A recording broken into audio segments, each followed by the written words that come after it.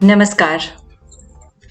સદાકાળ Gujarat channel અંતર્ગત ગુજરાતી ભાષા શ્રેણીમાં આપનું હાર્દિક સ્વાગત કરું છું.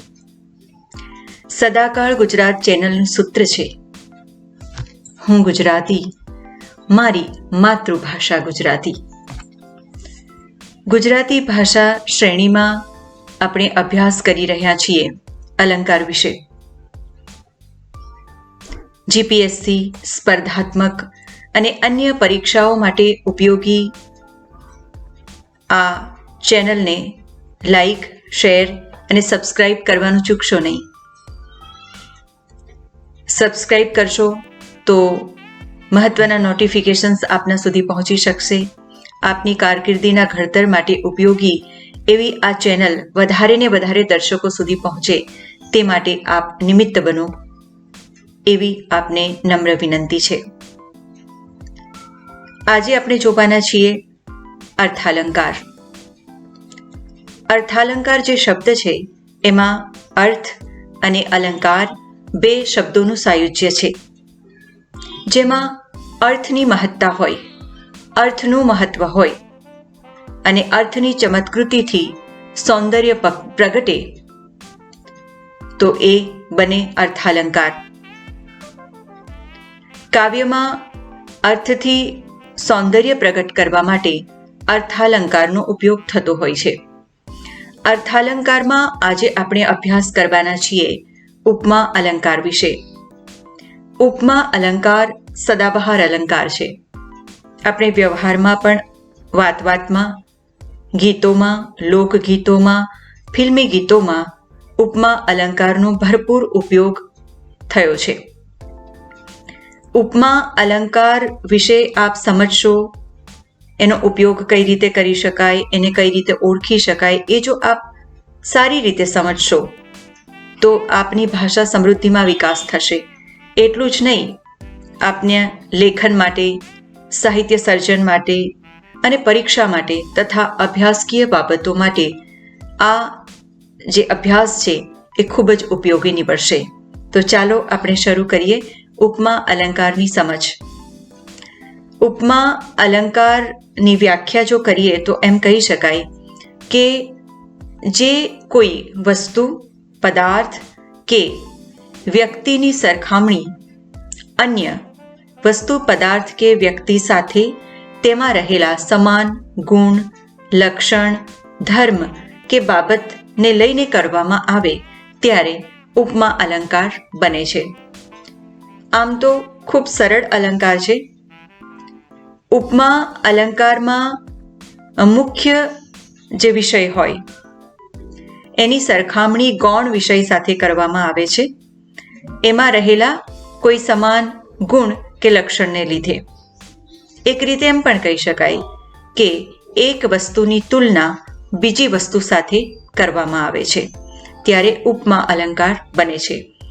ઉપમા અલંકારને સમજવા માટે જરૂરી છે 4 ઘટક તત્વોની સમજ. આપણે જોઈશું આ 4 ઘટક તત્વો કયા કયા છે. આ 4 ઘટક તત્વો છે, એક ઉપમેય, બીજું ઉપમાન, ત્રીજું સાધારણ ધર્મ અને ચોથું સાધર્મ્યવાચક શબ્દ અથવા તો સરખામણી સૂચક શબ્દ. ઉપમેય એ શું છે? મુખ્ય વિષય કે જેની સરખામણી કરવાની હોય તે. બીજું ઉપમાન, ગૌણ વિષય, જેની સાથે સરખામણી કરવાની હોય તે અથવા તો જેની સાથે તુલના કરવાની હોય તે. 3 સાધારણ ધર્મ, એટલે કે ઉપમેય અને ઉપમાન વચ્ચે જે સમાન લક્ષણ હોય, સમાન ગુણ હોય કે સમાન ધર્મ હોય તે. અને ચોથું મહત્વનું બીજું લક્ષણ કહી શકીએ આપણે કે જેમાં સાધર્મ્ય સૂચક અથવા તો સરખામણી સૂચક શબ્દ. એ શબ્દો જો તમે યાદ રાખશો તો ખૂબ સરળતાથી તમે ઉપમા અલંકારને ઓળખી શકો છો. એ શબ્દો છે જેવો, જેવું, જેવી, સમાન, સમૂહ, સમી, સમોવડું, શું, શી, શા, પેઠે, તુલ્ય વગેરે. આ શબ્દોને જો તમે બરાબર યાદ રાખો તો તમને ખ્યાલ આવે કે આ ઉપમા અલંકાર છે. ચલો આપણે એક ઉદાહરણથી ઉપમા અલંકારને સમજીએ. તમારી સામે આ એક ઉદાહરણ પ્રસ્તુત છે. ઉર્વશી એટલે સ્વર્ગની અપ્સરા, મોસ્ટ બ્યુટીફુલ લેડી, ખૂબ જ સુંદર સ્ત્રી. ઉર્વશીનું મુખ, કવિ એમ કહે છે કે ઉર્વશીનું મુખ ચંદ્ર જેવું સુંદર છે. ઉર્વશીનું મુખ ચંદ્ર જેવું સુંદર છે.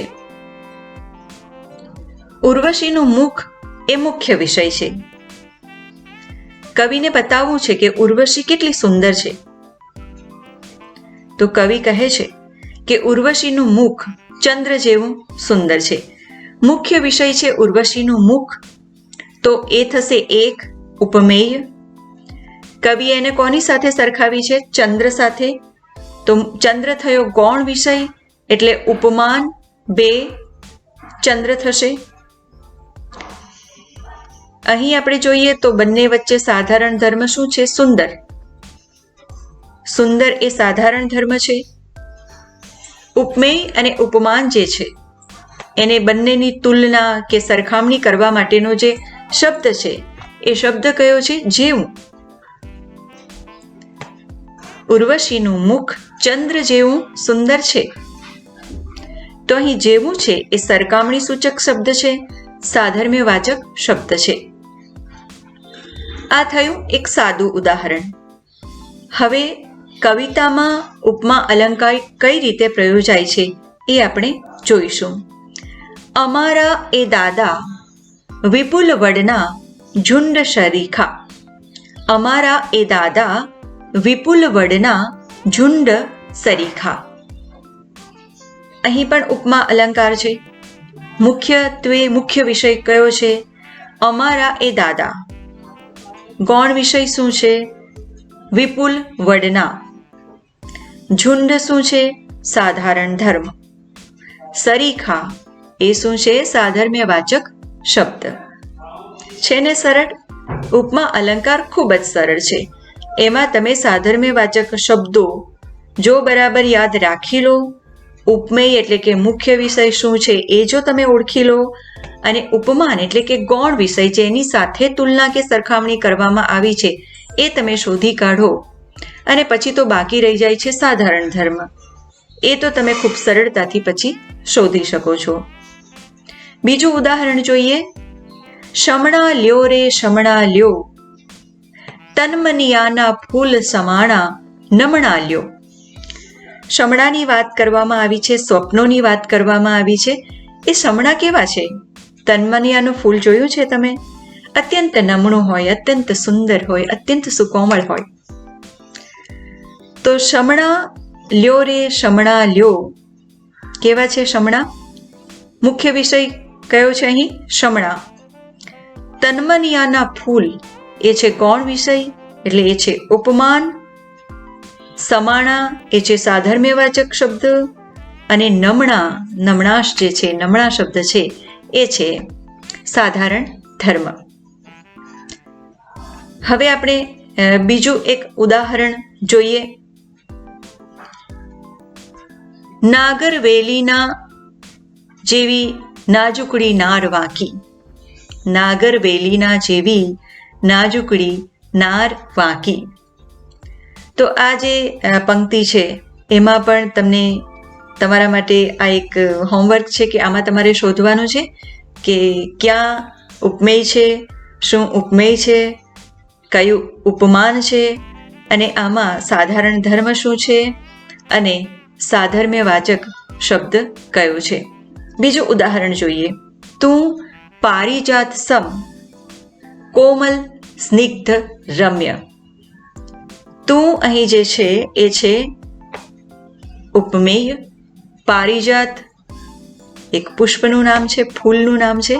પારિજાત એ છે અહીં ઉપમાન, અને સમ એ છે સાધર્મ્યવાચક શબ્દ અને સરખામણી સૂચક શબ્દ છે, અને સાધારણ ધર્મ છે અહીં કોમલ સ્નિગ્ધ રમ્ય. હવે આપણે બીજા કેટલાક ઉદાહરણ જોઈશું. ઊંચા નીચા સ્તન ધડકશા હાલતા સુપ્તવારી, તેમાં મેળે તલ સમ પડે ઉપડે નાવ મારી. બકા ઠાકોરની આ ખૂબ જ ખ્યાતનામ પંક્તિઓ છે અને આ ઉપમા અલંકારનું એક સુંદર ઉદાહરણ છે. આ પ્રકારે કેટલાક ઉદાહરણોથી જો આપ સ્વાધ્યાય કરશો તો ચોક્કસપણે આપ ઉપમા અલંકારને સમજી શકશો. આપને હું ફરીથી યાદ કરાવી દઉં કે સદાકાળ ગુજરાત જેનું સૂત્ર છે હું ગુજરાતી, મારી માતૃભાષા ગુજરાતી. આ સદાકાળ ગુજરાત ચેનલને સબસ્ક્રાઇબ કરો, લાઈક અને શેર કરો. ખાસ કરીને જીપીએસસી સ્પર્ધાત્મક અને અન્ય પરીક્ષાઓ માટે ઉપયોગી આવી આ ચેનલને વધારે ને વધારે દર્શકો સુધી પહોંચતી કરો તે માટે આપ નિમિત્ત બનો એવી આપને ફરીથી નમ્ર વિનંતી છે. આપને માટે હું જે પણ જીપીએસસી કે અન્ય પરીક્ષાઓ માટે ઉપયોગી સામગ્રી છે એ મારી વેબસાઇટ પર મૂકીશ. વેબસાઇટની લિંક હું ડિસ્ક્રિપ્શન બોક્સમાં આપના માટે મૂકી દઈશ. આપ જરૂરથી એમાં આ જે પણ ચર્ચા થાય છે એના વિશેની માહિતી મેળવી શકશો. Thank you. ફરી મળીશું. આવજો.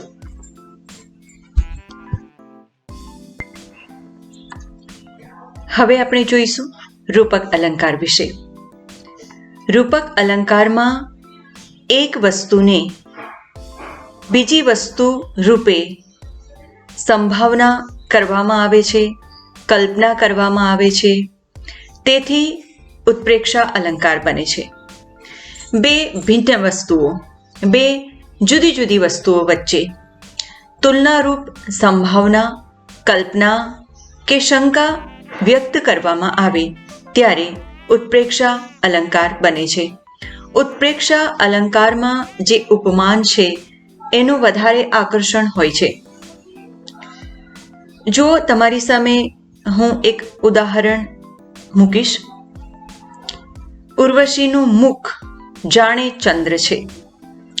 અહીં ઉર્વશીનું મુખ જે છે એની સંભાવના, એની કલ્પના, એની શંકા ચંદ્ર સાથે કરવામાં આવી છે. ઉત્પ્રેક્ષા જે અલંકાર છે એમાં પણ 3 ઘટક તત્વો યાદ રાખવાના છે. પહેલું ઘટક તત્વ છે ઉપમેય, જેની સરખામણી કરવાની હોય તે. બીજું ઘટક તત્વ છે ઉપમાન, જે વસ્તુ, પદાર્થ કે વ્યક્તિ સાથે મુખ્ય વસ્તુની સંભાવના, કલ્પના કે શંકા કરવાની હોય તે ઉપમાન, એટલે કે ગૌણ વિષય. પણ અહીંયા જે ઉપમાન છે, ગૌણ વિષય છે, એનું વધારે આકર્ષણ આપણને કાવ્ય પંક્તિમાં દેખાય છે. પછી મહત્વનું ઘટક તત્વ છે ઉત્પ્રેક્ષાવાચક શબ્દ, સંભાવનાવાચક શબ્દ અથવા તો ઉત્પ્રેક્ષાવાચક શબ્દ. આ ઉત્પ્રેક્ષાવાચક શબ્દ જો તમે યાદ રાખશો તો તમે ખૂબ જ સરળતાથી ઉત્પ્રેક્ષા અલંકારને સમજી શકશો. ઉત્પ્રેક્ષા અલંકારના ઉત્પ્રેક્ષાવાચક શબ્દ છે જાણે, રખે, શકે, લાગે, દિશે, શું. જાણે, રખે, શકે, દિશે, લાગે, શું. તો આ શબ્દો છે ઉત્પ્રેક્ષાવાચક શબ્દો.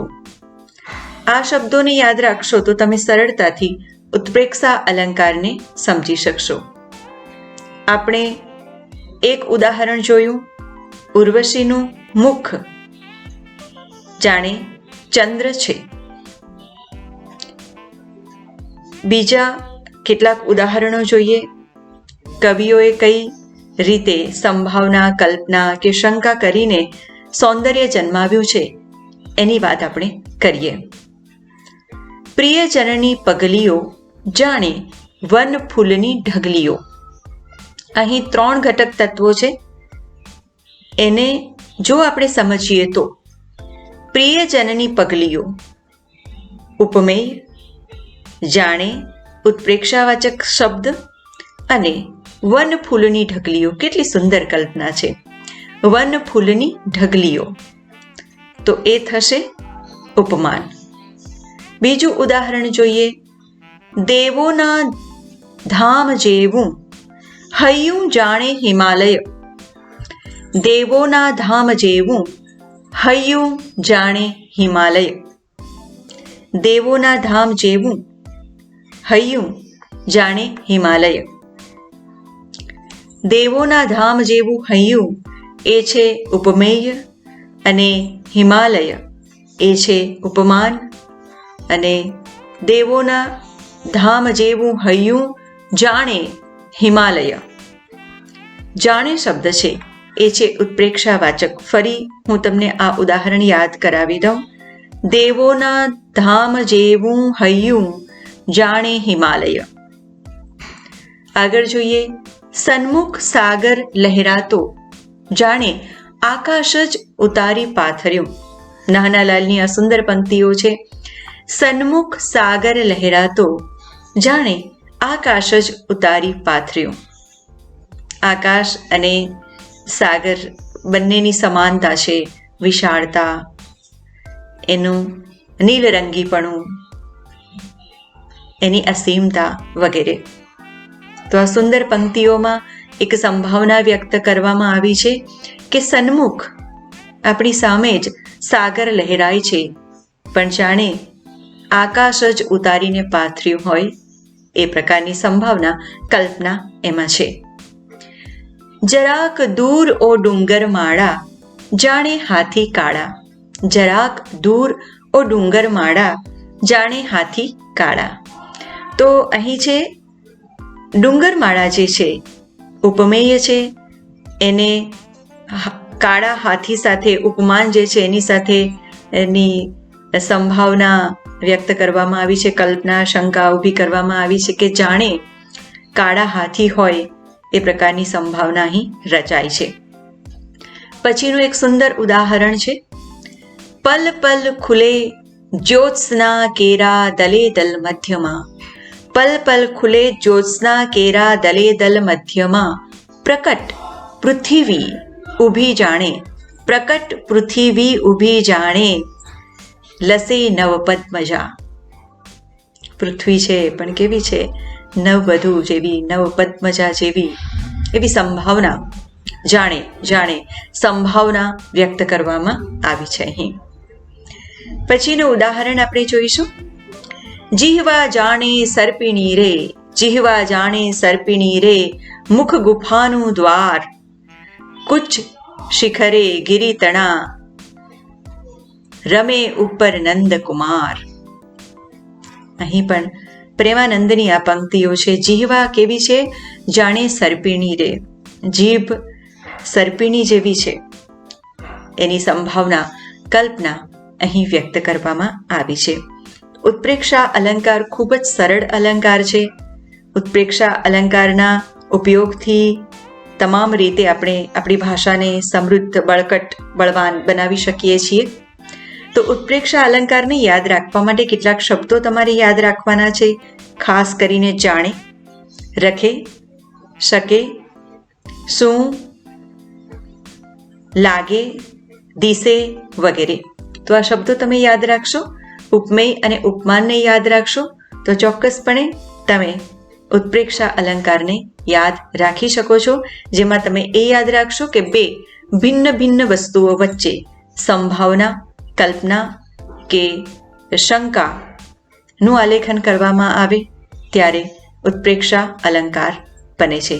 અને ઉપમાન એ ખાસ કરીને અહીં આકર્ષણ વધારે છે.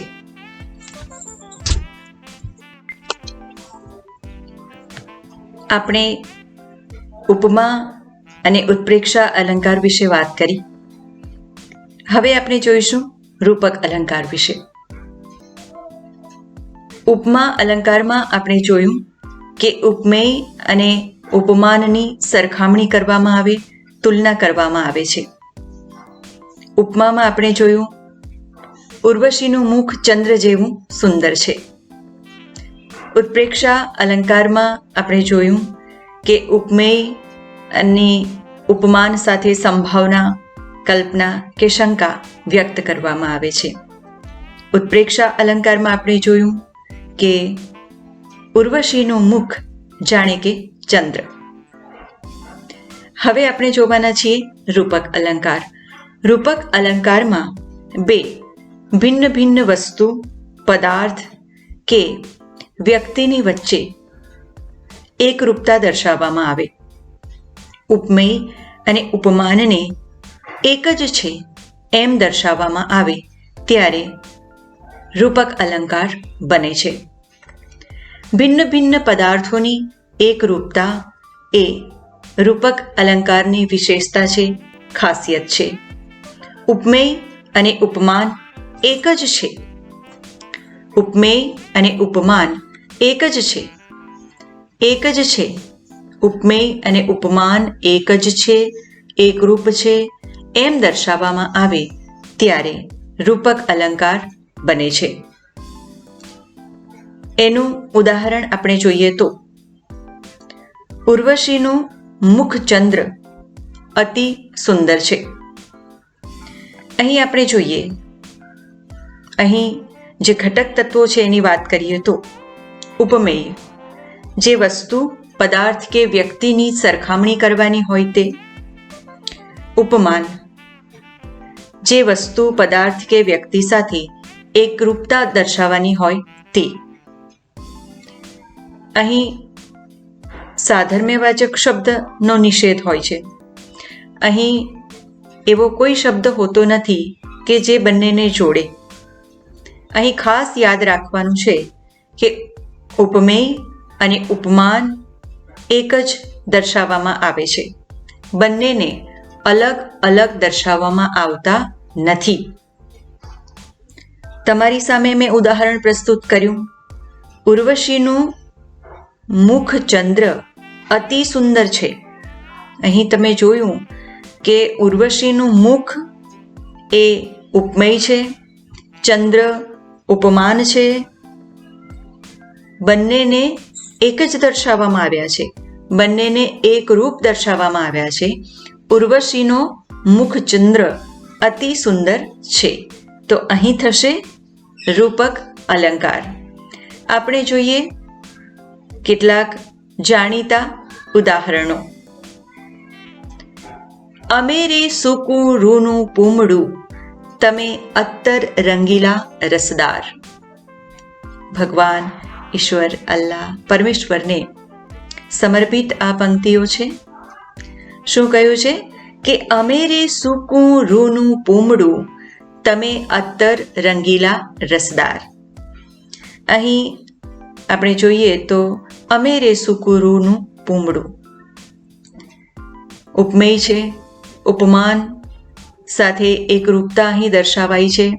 અમે સૂકા રૂના પૂમડા જેવા એવું નહીં કે અમે જાણે સૂકું રૂનું પૂમડું એવું પણ નહીં, પણ અમે સૂકું રૂનું પૂમડું એકરૂપ. ઉપમેય અને ઉપમાનની એકરૂપતા એ રૂપક અલંકારની વિશેષતા છે અથવા એનું લક્ષણ છે, એની ઓળખ છે.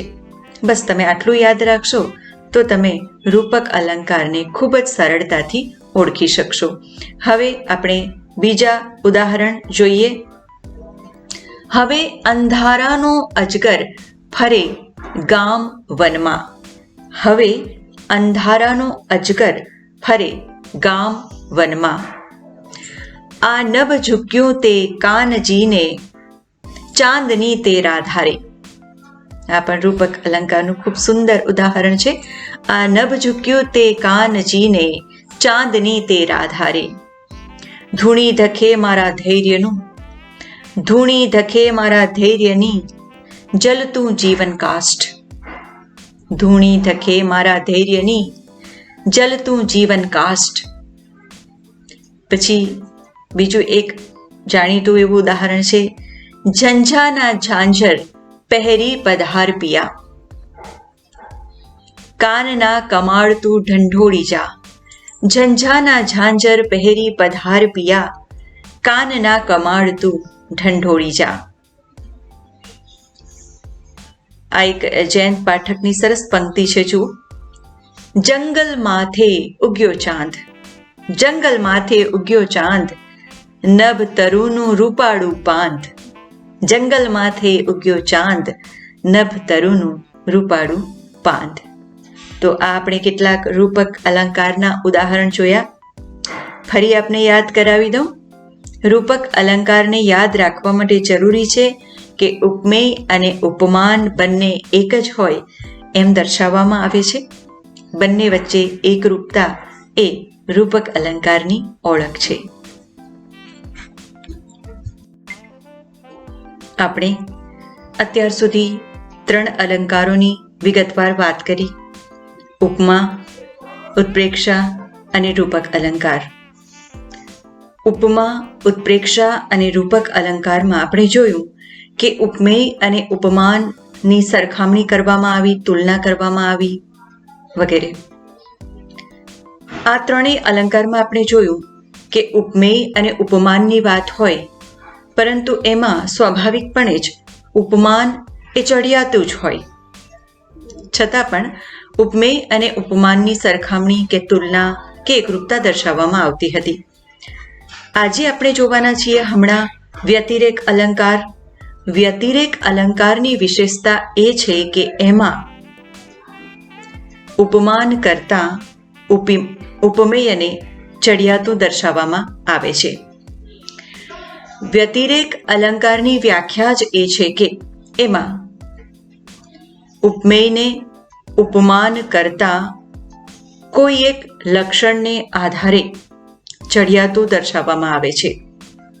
એ લક્ષણ કે ગુણધર્મને આધારે ઉપમાનને ઉતરતું દર્શાવવામાં આવે છે અને ઉપમેયને ચડિયાતું બતાવવામાં આવે છે. એની વિશેષતા એ છે કે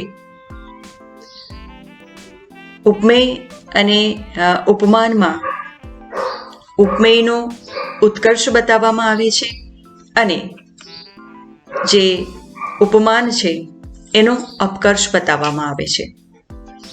કોઈ એક લક્ષણ કે ગુણધર્મ એવો દર્શાવાય છે કે જેનાથી ઉપમેય ઉપમાન કરતાં વિશેષ ચડિયાતું દર્શાવાય છે, દેખાય છે. એના આપણે ઉદાહરણ જોઈએ તો ઉર્વશીનું નિષ્કલંક મુખ સકલંક ચંદ્ર કરતાં વિશેષ શોભે છે. હવે આપને ખ્યાલ આવે છે કે અહીં ઉપમેય છે ઉર્વશીનું મુખ અને ઉપમાન છે ચંદ્ર. પરંતુ ઉર્વશીનું મુખ જે છે એને નિષ્કલંક બતાવવામાં આવ્યું છે કે કોઈ કલંક નથી, કોઈ ડાઘ નથી, જ્યારે ચંદ્ર તો સકલંક છે. તો ઉર્વશીનું મુખ એ ચંદ્ર કરતાં પણ ચડિયાતું છે. એના માટે એક લક્ષણ, એક ગુણધર્મ કયો બતાવવામાં આવ્યો છે? નિષ્કલંક મુખ છે ઉર્વશીનું અને સકલંક છે ચંદ્ર. એટલે ઉપમાન કરતાં પણ ઉપમેયને વધારે ચડિયાતું બતાવવામાં આવે છે અને આ ઉદાહરણમાં બતાવવામાં આવ્યું છે. એથી અહીં વ્યતિરેક અલંકાર થયો છે. બીજું આપણે બહુ જ જાણીતું એવું ઉદાહરણ જોઈશું. હવે આપણે કેટલીક કાવ્ય પંક્તિઓ જોઈએ. ગંગાના નીર તો વધે ઘટે રે લોલ, ગંગાના નીર તો વધે ઘટે રે લોલ, સરખો એ પ્રેમનો પ્રવાહ રે, જનનીની જોડ સખી નહીં જડે રે લોલ. અહીં પણ જે જનની છે, જે માતા છે, એની જોડ તો ક્યાંય જડવાની નથી. અને ગંગા છે એ જે ઉપમાન છે એની અપકર્ષતા ક્યાં છે, એ ક્યાં ઉતરતું છે કે એના નીરમાં તો વધઘટ થયા કરે, પણ જનની જે છે એનો પ્રેમનો પ્રવાહ તો નિરંતર વહ્યા કરતો હોય છે. એટલે જ જનનીની જોડ સખી નહીં જડે રે લોલ, સરખો એ પ્રેમનો પ્રવાહ રે, ગંગાના નીર તો વધે ઘટે રે લોલ. તો અહીંયા બહુ જ સુંદર એવું વ્યતિરેક અલંકારનું આ ઉદાહરણ છે. બીજું એક ઉદાહરણ જોઈએ. તુજ કેશ કલાપ મેઘ શો, તુજ કેશ કલાપ મેઘ શો પણ મેઘે ન કુમાશ એહની, પણ મેઘે ન કુમાશ એહની. મેઘ જેવો કેશ કલાપ છે, પણ મેઘમાં એવી કુમાશ નથી, અને તેથી જ એ મેઘ કરતાં પણ ચઢિયાતો છે. આ રીતે ઉપમેય જે છે એનો ઉત્કર્ષ દર્શાવવામાં આવ્યો છે. ફરી બીજું એક ઉદાહરણ આપણે જોઈએ. ફૂલની ફોરમ થકી હળવો છતાં, ફૂલની ફોરમ થકી હળવો છતાં કંઈ કરવાનું નથી એ ભાર છે. ફૂલની ફોરમ છતાં, ફોરમ થકી હળવો છતાં કંઈ કરવાનું નથી એ ભાર છે. એમ તો તારા નેણ બિલોરી, એમ તો તારા નેણ બિલોરી, વેણથીએ વધુ બોલ કાં ગૌરી. એમ તો તારા નેણ બિલોરી, વેણથીએ વધુ બોલ કાં ગોરી. આગળ ઉદાહરણ જોઈએ. તે રમ્ય રાત્રે, તે રમ્ય રાત્રે ને રાત્રિથીય રમણીય ગાત્રે, તે રમ્ય રાત્રે ને રાત્રિથીય રમણીય ગાત્રે, ઊભી હતી તું ઢળતી લતા સમી, ઊભી હતી તું ઢળતી લતા સમી, ત્યાં બાર સાખે રજકાય ટેકવી. ખૂબ સુંદર ઉદાહરણ વ્યતિરેક અલંકારનું. બીજું ઉદાહરણ જોઈએ. ગુલાબ લઉં, ગુલાબ લઉં ના, કપોલ તુજ રમ્ય એથી ઘણા. ગુલાબ લઉં ના, કપોલ તુજ રમ્ય એથી ઘણા. તો આ આપણે ઉદાહરણ જોયા વ્યતિરેક અલંકારના. વ્યતિરેક અલંકારમાં ખાસ યાદ રાખવાનું એ છે કે ઉપમેય જે છે એને ઉપમાન કરતા કોઈ એક લક્ષણ, કોઈ ગુણધર્મ ને લઈને એને લીધે સવિશેષ ચડિયાતું બતાવવામાં આવે છે, અને ત્યારે વ્યતિરેક અલંકાર બને છે.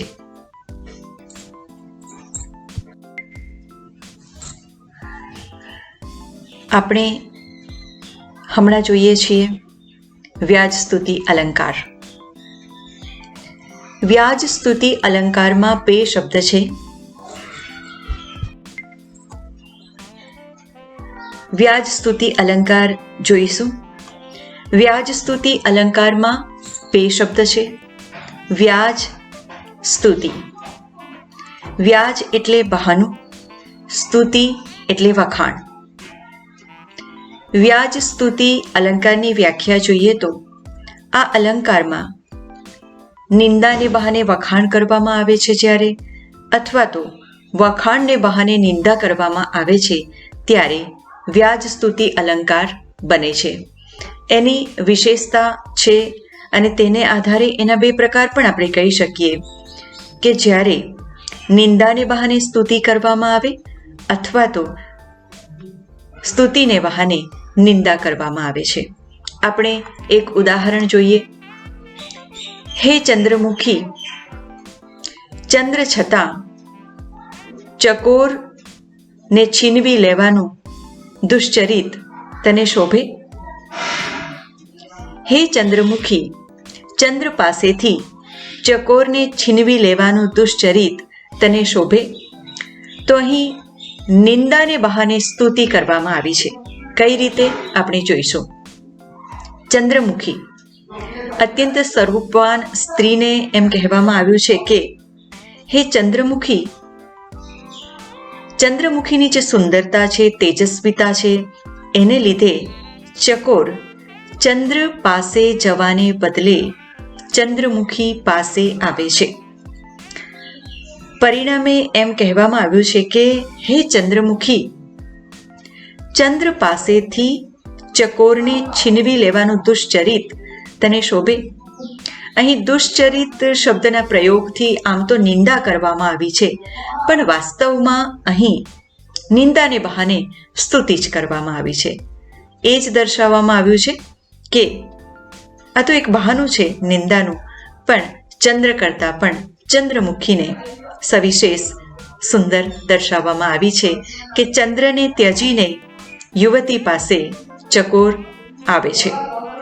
બીજું એક ઉદાહરણ આપણે જોઈએ કે જેમાં સ્તુતિને બહાને નિંદા કરવામાં આવી છે.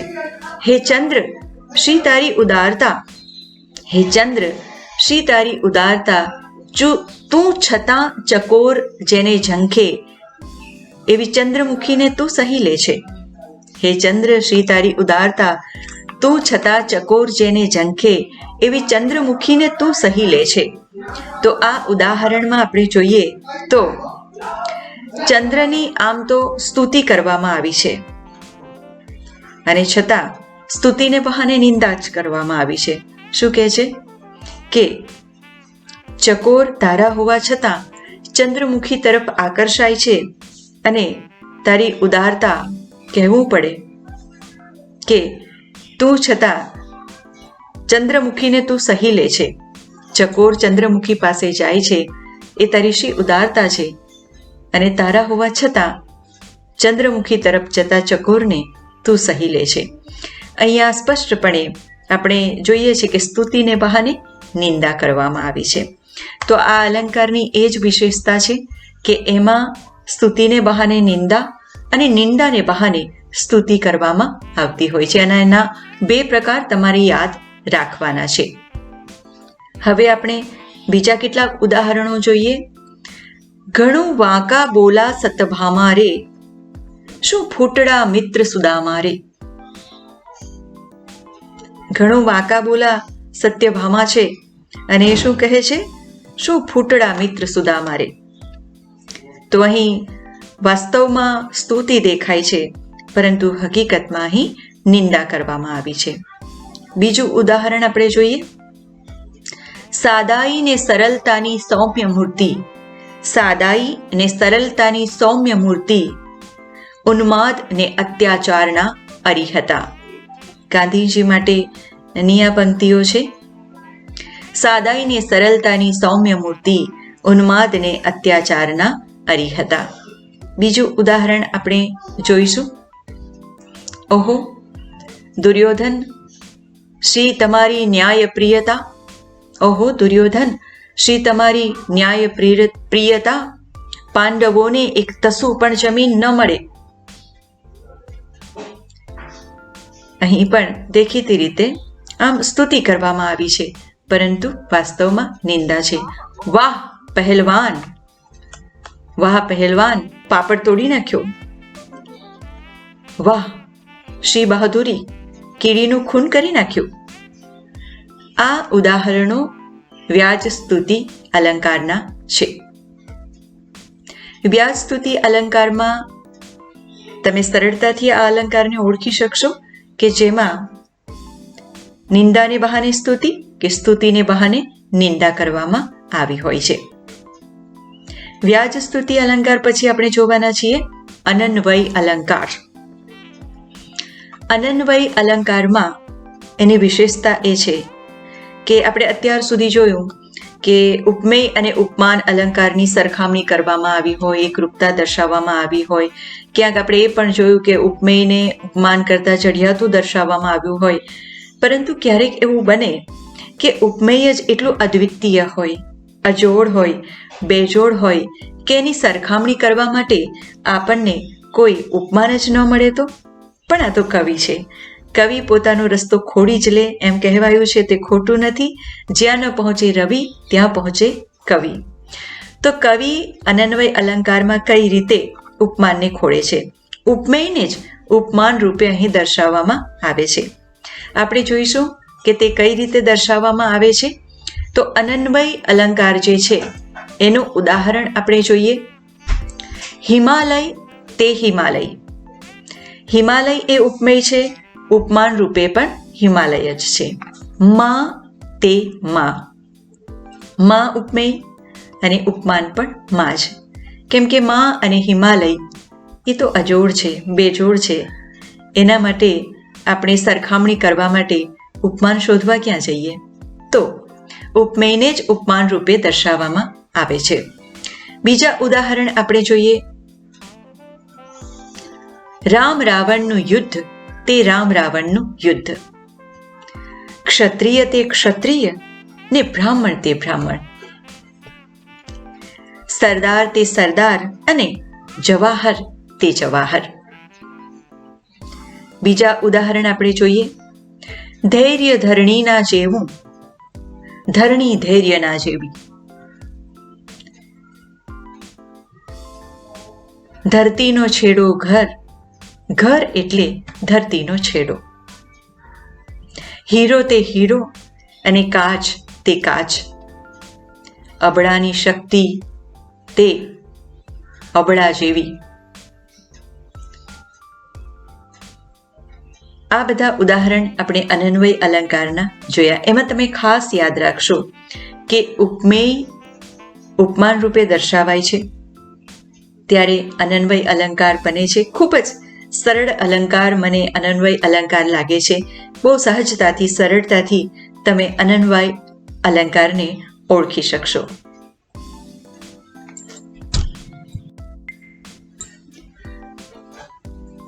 સજીવારોપણ અલંકાર વિશે આપણે જોઈશું.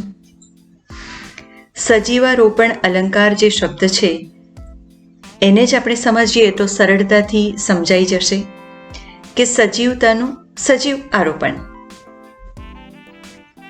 સજીવતાનું આરોપણ સજીવ હોય એમાં તો ન કરવું પડે, પરંતુ જે નિર્જીવ હોય કે જડ હોય એમાં સજીવતાનું કે ચેતનનું આરોપણ જ્યારે કરવામાં આવે, નિર્જીવ વસ્તુને સજીવ દર્શાવવામાં આવે ત્યારે સજીવારોપણ અલંકાર બને છે. નિર્જીવ કે જડ વસ્તુને માનવ સહજ રીતે વર્તતા કે માનવ સહજ ભાવો અનુભવતા દર્શાવાય ત્યારે સજીવારોપણ અલંકાર બને છે. આપણે એક ઉદાહરણ જોઈશું. વૃક્ષાદિએ હરખથી નમી સ્વસ્તિ વચનો ઉચ્ચાર્યા. વૃક્ષાદિએ હરખથી નમી સ્વસ્તિ વચનો ઉચ્ચાર્યા. અહીં આપણે જોઈએ તો વૃક્ષ આદિએ હરખથી નમી ઝૂકીને સ્વસ્તિ વચનો ઉચ્ચાર્યા છે. તો અહીં જે જળ છે એવા વૃક્ષ આદિમાં માનવ સહજ ભાવોનું આરોપણ કરેલું જોઈ શકાય છે. બીજા આપણે કેટલાક ઉદાહરણ એમાં જોઈશું. આભ રૂવે નવલખ ધારે. આભ રૂવે નવલખ ધારે. અહીં પણ સજીવતાનું આરોપણ આપણે જોઈ શકીએ છીએ. ધુમ્મસનું ઓઢી ફરતું રહે તિમિર. ધુમ્મસનું વસ્ત્ર ઓઢી ફરતું રહે તિમિર. અહીં અંધકારની વાત કરવામાં આવી છે. એ કોનું વસ્ત્ર ઓઢે છે? ધુમ્મસનું વસ્ત્ર ઓઢી ફરતું રહે તિમિર. અહીં પણ સજીવારોપણ અલંકાર છે. ઘડિયાળના કાંટા પર હાંફ્યા કરે સમય. ઘડિયાળના કાંટા પર હાંફ્યા કરે સમય. સમય ઝડપથી પસાર થતો નથી. અહીં રાત ઝીણું ઝીણું જાગે છે. અહીં રાત ઝીણું ઝીણું જાગે છે, પથારીમાં કણસતા દર્દીની જેમ. સીમમાં ઊભી વાટ એકલી. સીમમાં ઊભી વાટ એકલી રૂવે આખી રાત. સીમમાં ઊભી વાટ એકલી રૂવે આખી રાત. અહીં આપણે જોયું આ વિવિધ ઉદાહરણોમાં કે કઈ રીતે નિર્જીવ અથવા તો જડ જે વસ્તુઓ છે એમાં સજીવતાનું આરોપણ કરીને કવિ ચમત્કૃતિ આણે છે અને કાવ્યમાં સૌંદર્ય એનાથી પ્રગટે છે. સજીવારોપણ અલંકાર ઓળખવો પણ સરળ છે. જ્યાં નિર્જીવ કે જડ પદાર્થમાં સજીવતાનું આરોપણ કરવામાં આવ્યું હોય તો ત્યારે બને છે સજીવારોપણ અલંકાર. આપણે હવે પછી જોઈશું દૃષ્ટાંત અલંકાર. દૃષ્ટાંત અલંકારમાં એ પણ સાદૃશ્યમૂલક અલંકાર છે. આ દૃષ્ટાંત અલંકારમાં પણ સરખામણી છે જ. દૃષ્ટાંત અલંકારમાં ઉપમાન વાક્ય અને ઉપમેય વાક્ય એવા બે સ્વતંત્ર વાક્ય હોય છે. ક્યારેક બે સ્વતંત્ર વાક્યખંડ પણ હોય છે. દૃષ્ટાંત અલંકારમાં ઉપમાન વાક્ય અને ઉપમેય વાક્યને ક્યારેક જેવું, તેવું, જેમ, તેમ જેવા શબ્દોથી જોડવામાં આવે છે, અથવા ઘણીવાર એ શબ્દ નથી પણ હોતા, પરંતુ દૃષ્ટાંત જે રીતે દર્શાવાય છે આપણે એને સમજી શકીએ છીએ. આપણે દૃષ્ટાંત અલંકારના ઘટક તત્વોની વાત કરીએ તો એનું ઉપમેય વાક્ય જે છે એમાં જે વસ્તુની સરખામણી કરવાની હોય છે તે ઉપમેય વાક્ય હોય છે. ઉપમાન વાક્ય જે હોય છે એમાં એ વસ્તુ માટે એક દૃષ્ટાંત એમાં નિરૂપવામાં આવે છે. અને સાધર્મ્યવાચક જે શબ્દો છે એમાં જેવું, તેવું, જેમ, તેમ વગેરે શબ્દો હોય છે. આપણે એમાં ઉદાહરણ જોઈએ તો ઊંચી નીચી ફર્યા કરે જીવનની ઘટમાળ, ભરતી પછી ઓટ છે ઓટ પછી જુવાળ. ઊંચી નીચી ફર્યા કરે જીવનની ઘટમાળ, ભરતી પછી ઓટ છે ઓટ પછી જુવાળ. આ પણ એક બહુ જાણીતું એવું દૃષ્ટાંત અલંકારનું ઉદાહરણ છે. પીળા પરણો ફરી નથી થતા કદી લીલા, ભાંગ્યા હૈયા કદી નથી થતા રસીલા. પીળા પરણો કદી લીલા થતા નથી અને ભાંગ્યા હૈયા પણ ફરી રસીલા થતા નથી. બીજું એક ઉદાહરણ જોઈએ. સમાય બીન સ્વરે જેમ સ્વર તેવો સમ્યો એ માતની ગોદમાં. આ આપણે ઉદાહરણ જોયા દૃષ્ટાંત અલંકારના. દૃષ્ટાંત અલંકારમાં પણ આપ યાદ રાખશો, ઉપમાન વાક્ય અને ઉપમેય વાક્ય બંને એમાં દર્શાવવામાં આવેલા હોય છે.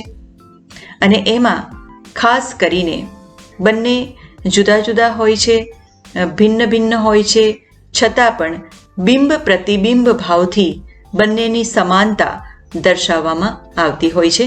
ઉપમેય વાક્ય અને ઉપમાન વાક્યની સમાનતા બિંબ પ્રતિબિંબ ભાવથી દર્શાવાય છે અને ત્યારે દૃષ્ટાંત અલંકાર બને છે.